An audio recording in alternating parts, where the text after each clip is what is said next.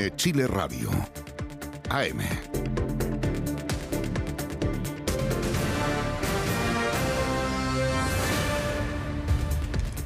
De regreso en CNN Chile Radio, a las 9 de la mañana con 11 minutos. Su primera cuenta pública como defensora nacional entregó esta semana Verónica Encina, que nos acompaña acá en el estudio. ¿Cómo está, abogada? Muy buenos días. Bienvenida. Muy buenos días, gracias. Gracias por acompañarnos. Gracias. Bueno, y con harta contingencia, tenemos hartas cosas que revisar. Ineludible es lo que ha pasado con el caso del sicario liberado, ¿cierto? La investigación que se está llevando adelante. Ayer el fiscal Pastén confirmaba acá que hay 7 gendarmes imputados, además de una funcionaria judicial, y la propia jueza que encabezó la audiencia de control de detención y de formalización.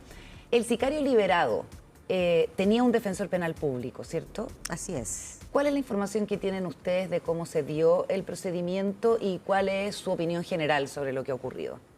A ver, en primer lugar, nosotros como Defensoría, la información en relación con la causa no la podemos entregar, yo como Defensora Nacional del caso en particular. Tengo la información general, obviamente, del estado de la causa, del proceso y también, obviamente, todo lo que se sabe por los medios de prensa. En relación a la situación de su liberación y todo lo que se ha sabido por los medios, tampoco puedo emitir una opinión. Primero porque tenemos el caso como Defensoría y tenemos al imputado que fue liberado, por tanto nosotros no podemos opinar acerca de lo que sucedió. Sí, le puedo señalar que en relación con lo que ya se sabe, ¿no? Es efectivo que la Defensoría no tuvo conocimiento alguno. El defensor penal público que estaba a cargo de este imputado tampoco tuvo conocimiento, se entera también por la prensa de las circunstancias de su liberación. Ah, ¿no se enteró directamente? No, no fue directamente, el imputado no se comunicó con él. Lo que sabemos es que se encienden las alarmas y el sistema se entera de esto porque el abogado de otro de los sujetos acusados de sicariato consulta porque a su defendido no se le entrega la misma medida que al sicario liberado o el eventual sicario liberado. Ese abogado era abogado particular. Así es, era abogado particular. ¿Y se le comunica formalmente al defensor de esta persona que es liberada lo que ha ocurrido por parte del sistema judicial? No, no hay ninguna notificación ni ninguna situación formal.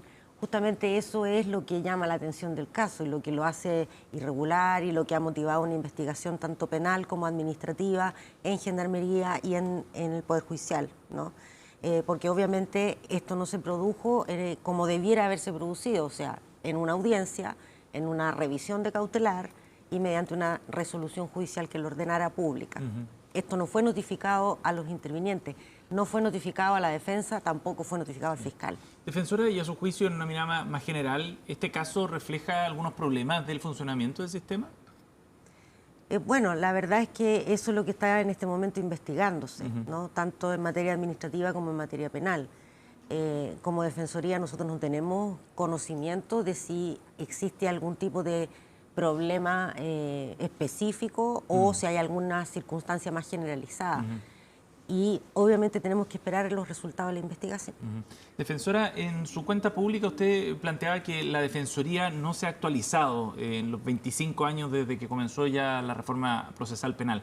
¿A qué se refiere? ¿Qué es lo que falta y cuál es ese desequilibrio que ven ustedes desde la Defensoría? Bueno, lo que ocurre es que la Defensoría se inicia el 2001 como una institución que depende del Poder Ejecutivo, ¿sí? En cambio, el Ministerio Público se crea como un organismo autónomo con autonomía constitucional. Y eso es correcto, así debe ser, porque la persecución penal no puede tener injerencia o interferencia de ningún otro interés distinto que el de que se cumpla la ley. Asimismo, la Defensoría tampoco debe tener ningún tipo de injerencia distinta a los intereses de los representados, de los imputados. Ni siquiera es la jefatura o la Defensora Nacional la que puede decir o decidir por los defensores.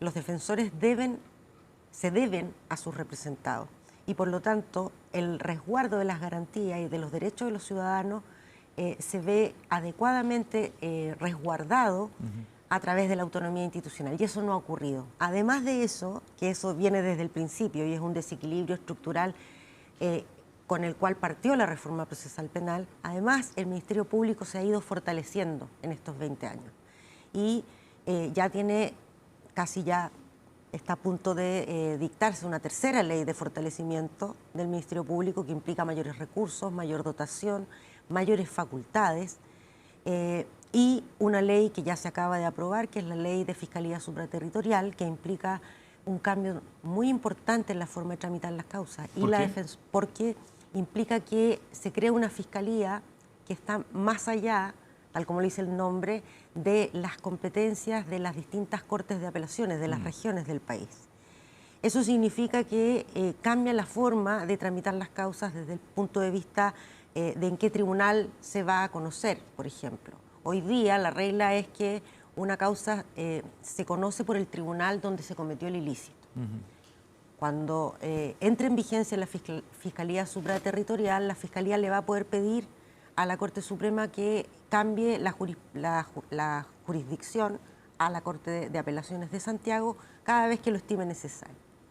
Y eso modifica toda la estructura de funcionamiento. Y como Defensoría nosotros tenemos que enfrentar eso. ¿Quién asume la defensa de un determinado caso? Exacto. Hay que tener en consideración que la Defensoría lleva más del 90% de las causas. Por lo tanto, obviamente va a impactar y nosotros no se nos ha asignado los mismos recursos que a ellos. Verónica, estamos conversando con Verónica Encina, que es defensora, que es la defensora nacional. Verónica, usted fue jueza de Tribunal de Garantía en Graneros, ¿cierto? Volviendo al caso del sicario liberado, ¿nos podría ayudar a comprender cómo funciona, cómo es la operativa o la trastienda administrativa para que una cuestión así suceda, ¿cierto? Porque hay una resolución original, que es la de la jueza Rodríguez, que dice que este sujeto tiene que quedar en prisión preventiva, ¿cierto? Así es. Y después se emiten 2 documentos más, que es lo que además precisaba anoche el fiscal a cargo de la investigación. Uno para corregir un error en el nombre del imputado, y que en ese mismo documento se ordena su liberación, y otro documento para corregir el documento 2, ¿cierto? Eso es como lo que se tiene claridad hasta ahora.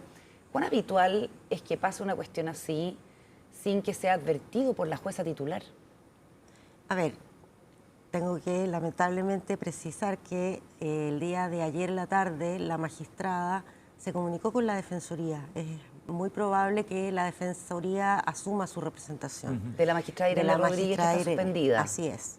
¿Se comunicó con usted directamente? No, por los medios normales, a través de la Defensoría Metropolitana Norte, que es la que lleva la causa penal, ¿no? ¿Ya? Por lo tanto... Para solicitarle su representación. Para solicitar que asumiera su representación. Por lo tanto, obviamente yo no me puedo pronunciar acerca de los detalles de la información que me está preguntando, porque Perfecto. Obviamente eso podría afectar los derechos. Pero en términos generales y en su experiencia como jueza de garantía, ¿qué tan habitual es que se produzcan este tipo no es habitual. Contraórdenes? O sea, las contraórdenes sí. A ver, no es lo mismo una contraorden ajustada, digamos, que corresponde porque se dictó una resolución en una audiencia, que lo que aparentemente, según se ha informado por medios de prensa, ocurrió en esta causa. Lo que ocurre acá se supone que es que sale una orden de libertad que no se dictó en audiencia, y eso es precisamente lo que se está investigando. Lo normal es que las resoluciones se dictan en audiencia, tanto la orden de prisión preventiva, como ocurrió en este caso, como la orden de libertad.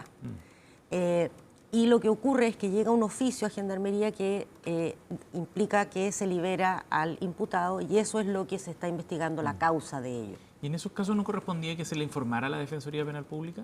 ¿Desde Gendarmería, por ejemplo? ¿O que se le comunicara? No, porque si esto hubiese sido bajo reglas normales, lo que debiera haber ocurrido es que se hubiera dictado una resolución antes de ese oficio que ordena la libertad.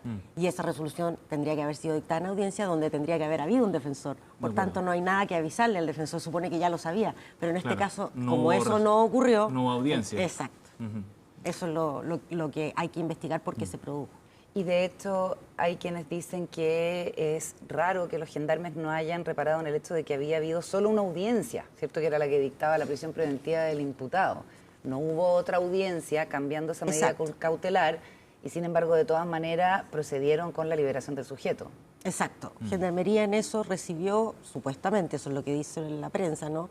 Habría recibido el oficio ordenando la libertad y la ejecuta. Y eso es lo que hay que investigar por qué. De dónde viene ese oficio, por qué se produce y por qué Gendarmería lo ejecuta. Pero usted dice que en su experiencia, y se lo pregunto porque estas cosas generan pérdida de confianza en el sistema, ¿cierto? Y eso es lo que se quiere evitar. Usted cuando era jueza de garantía, por ejemplo, los jueces de garantía, ¿tienen el control total del manejo de este software o este sistema computacional que permite además la firma electrónica? ¿O es habitual que venga otro funcionario y lo utilice a discreción, digamos, sin que sepa la jueza o el juez titular que se está haciendo utilización del sistema? Le reitero, lamentablemente, como hemos asumido la representación de la magistrada, yo no me puedo pronunciar sobre ese tipo de detalles, porque si yo emito una opinión, yo entiendo la pregunta porque fui juez de garantía y en ese sentido puedo explicar muchas cosas, pero en este caso yo estoy asumiendo mi rol de defensora nacional y además con el conflicto de que vamos a asumir la representación de ella. Por tanto, no puedo pronunciarme acerca de esa información que usted me pide. Pero no es sobre el caso particular, sino es cómo funciona el sistema, ¿cierto? ¿Cuánto control tienen los magistrados de garantía para que las órdenes que emiten, digamos, estén bien resguardadas y no pueda llegar eventualmente un tercero a...? El sistema tiene varios resguardos informáticos. ¿Ya? Los jueces, la firma electrónica avanzada tiene dobles factores para verificar sus claves y supuestamente tiene todos los resguardos de seguridad para que no se filtre la información, para que el juez controle lo que firma, etcétera. Obviamente los funcionarios del tribunal también apoyan esa labor, pero quien firma finalmente es el magistrado. Y eso, el control de la... O sea, una cosa es lo que firma la resolución y otra cosa es lo que ejecuta luego Gendarmería, que en este caso es la orden de, supuestamente, liberar. Primero la orden de ingresarlo, que es lo que ocurre cuando lo ingresan en prisión preventiva, y luego la orden de liberarlo, ¿no? Y ahí ya pasa a la otra institución. Pero efectivamente hay controles informáticos para poder tener la certeza de que quien firma es el magistrado y no una persona que la está suplantando o alguien que está actuando por ella. Que está haciendo mal uso eventualmente. Exactamente.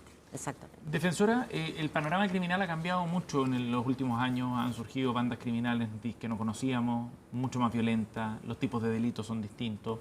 ¿Qué desafío ha significado para la Defensoría asumir, cuando usted dice que asumen el 90% de las causas, me imagino que muchas de ellas están vinculadas precisamente a los sujetos apuntados por como integrantes de estas bandas criminales? ¿Qué desafío ha significado para la Defensoría ese cambio? Ha sido un tremendo desafío porque no solamente hemos tenido que asumir, como siempre, ¿no?, la defensa de la gran mayoría de las causas, sino que ha habido modificaciones en la forma de tramitarlas incluso. O sea, no solo se ha complejizado, por así decir, la forma de cometer los delitos, sino que también las investigaciones se alargan, se hacen más complejas, hay más imputados, los juicios son muy largos. Hoy día, por ejemplo, estamos en el juicio de la defensa de Carabineros, del gran fraude de Carabineros. Es un juicio que ha durado 3 años. Con 4 defensores que han tenido que estar dedicados a eso durante 3 años, digamos. Entonces, nos vemos enfrentados a exigencias cada vez mayores y para eso, bueno, la Defensoría enfrenta ello con capacitaciones, con especialización y sacando el jugo a los pocos recursos que tiene, digamos. Esa es como la... Pero ustedes han visto un alza, perdón, de criminalidad organizada en el número en la cantidad de defendidos que tienen a su cargo. La Defensoría recibe más o menos la misma evolución estadística que se ve en general, ¿no? Han aumentado las penas de los delitos, ha aumentado la cantidad de delitos graves que se imputan y obviamente a nosotros también nos aumentan los imputados por crimen organizado, por delitos complejos como este que le menciono de Carabineros, etcétera, ¿no? Entonces sí, nos ha tocado enfrentar eso también. Y les toca lidiar también con integrantes de organizaciones que son mucho más poderosas también, desde el punto de vista de su operación. Tienen más recursos, son más violentos. ¿Eso significa algún problema para ustedes? Hasta ahora nosotros no hemos tenido mayores dificultades en relación con la seguridad de los defensores, por ejemplo, o con afectación de su... ¿No ha habido amenazas, por ejemplo, contra los defensores o castigos caso. por no obtener algún tipo de resultado jurídico? No hemos tenido ninguna situación de ese tipo. Ahora, de todas maneras los ponen en una situación bien compleja esto, en un sistema que ha sido criticado por muchos como un sistema que es garantista en general desde los inicios de la reforma, no ahora. Los sitúa a ustedes en una situación bien compleja porque ustedes tienen que defender a sujetos que hoy día son señalados como los responsables de una crisis de seguridad como no habíamos visto en décadas acá en Chile también. ¿Cómo asumen ese rol cuando toda la ciudadanía lo que exige es más mano dura y ustedes, probablemente cumpliendo con su mandato y con su rol, tienen que tratar de que no se aplique quizá eventualmente los castigos más severos o buscar la mejor condición para sus defendidos, incluyendo estos criminales? Así es. Bueno, la Defensoría defiende a todos los ciudadanos que son imputados de un delito. Las personas no son criminales hasta que se les condena y hasta que se establece mediante una sentencia que son autores de un delito. Todos estamos amparados por la presunción de inocencia y cualquiera de nosotros puede ser acusado o imputado de un delito, desde un manejo de estado de ebriedad, un cuasidelito en un choque, un atropello, hasta crimen organizado. Y todos los delitos y todas las personas tienen derecho a la presunción de inocencia y tienen derecho al debido proceso y a un abogado defensor. Y eso es lo que entiende la Defensoría. Pero a ojos de la ciudadanía es complejo entender eso. Exacto, y por eso lo tenemos que explicar. Porque la evidencia puede ser sumamente contundente. Se consiguen penas en el caso de los gallegos, por ejemplo, en el norte, penas que son históricas por cientos de años de cárcel, lo que significa que había evidencia muy contundente y ustedes con esa evidencia tienen que hacer su trabajo y que es defender a sujetos peligrosísimos para la sociedad. Exacto, y así como hacemos eso y en esos casos son condenados, también tenemos en 2024 1.874 personas que estuvieron en prisión preventiva y que no fueron condenadas. De esas 1.874 personas, más de 600 estuvieron en prisión preventiva más de 6 meses. Y fueron absueltas o el Ministerio Público decidió no perseverar. O sea, su estatus de inocencia no se vio alterado, pese al proceso penal y a la imputación. Bueno, y eso por supuesto. Eso es el rol de la Defensoría.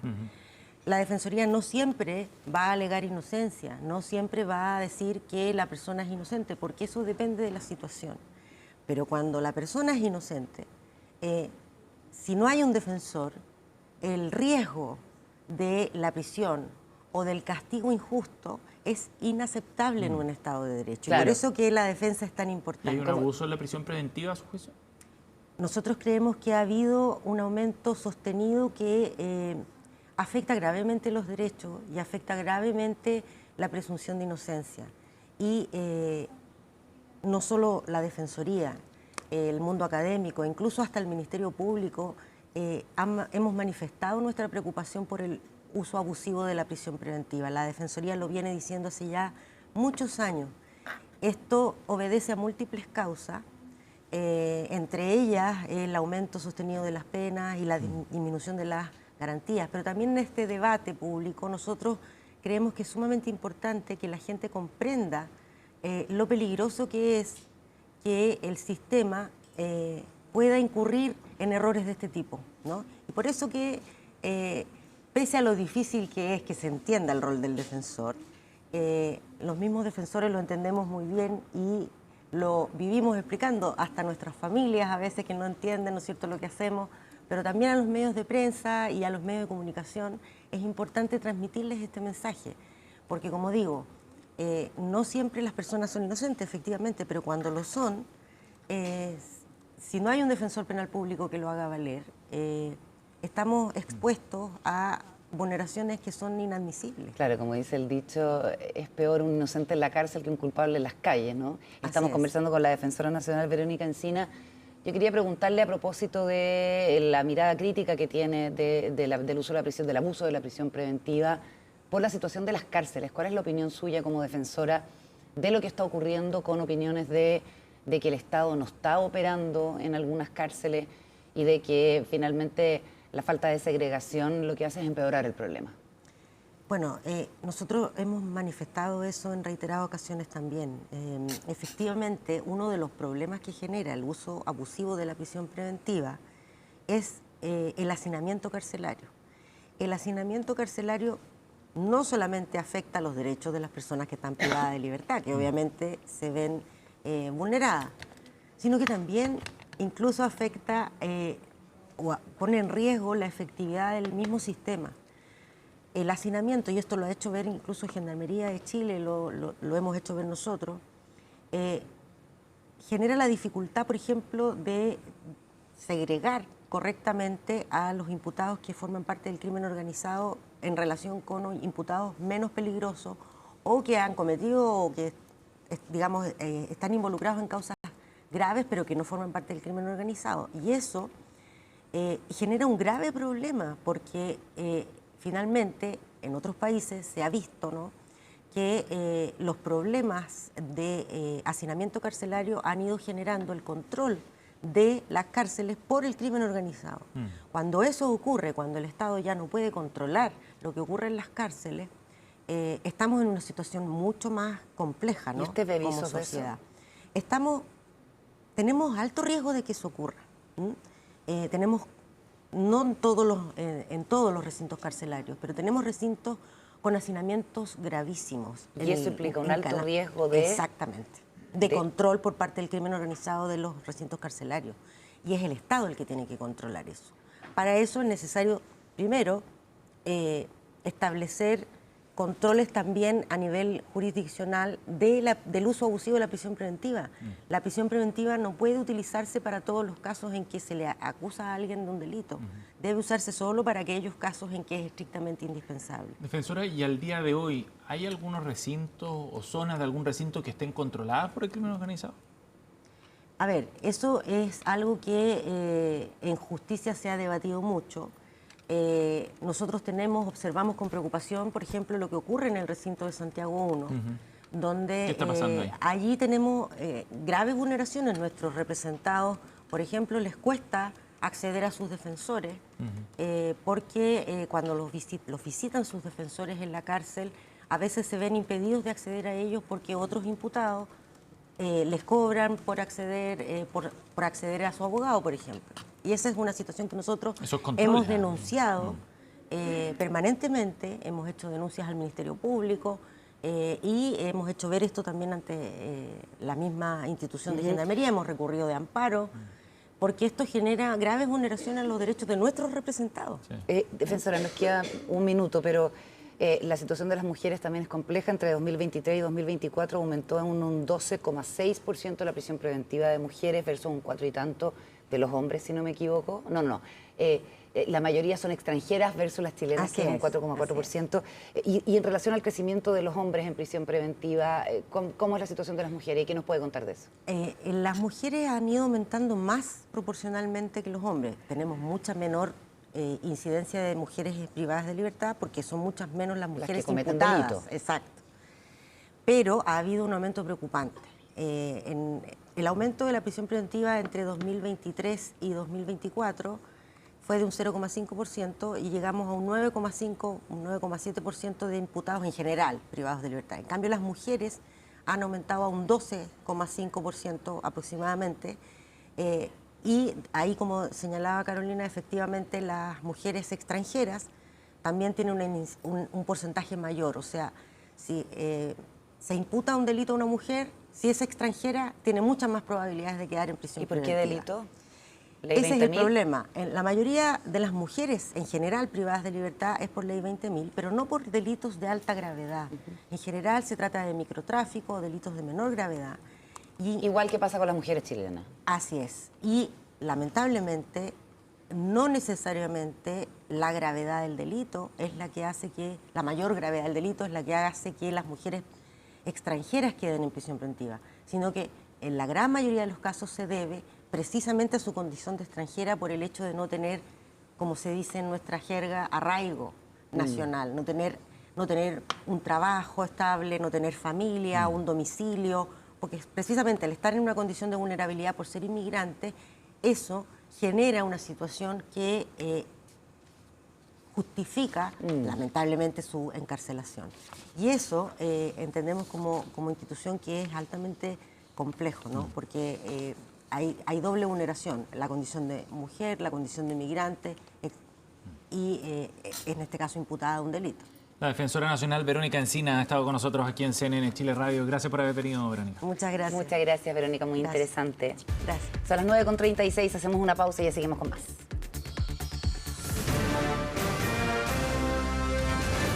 Hacemos una pausa y ya regresamos con CNN.